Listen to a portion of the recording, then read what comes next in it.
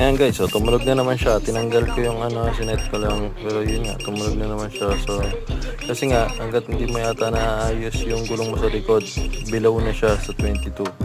So, may nakita ko dito ng settings. Ayan. Sa PSI, PH ata, meaning na pressure high, yun yung limit na mag-aalarm siya. Mag 51, kapag umabot ng 51 ang tire pressure mo PSI, mag-aalarm siya. Pag low or bumaba siya sa 26, tutunog din siya. Kaya ayun, at least medyo alam na natin. Ito, hindi ko pa alam yung meaning nito eh. Ano kaya ito? TH?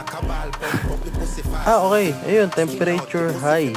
So meaning pag nag 68 degrees pataas yun, is mainit na yung gulong mo. Mag-a-alarm din siguro yan. Yung A5, di ko rin alam meaning. So at least yan, inaalam ko na, sinishare ko na rin sa directly. Okay? Ayan, kasi nag-alarm siya eh. Check out nyo na yun guys. Ciao!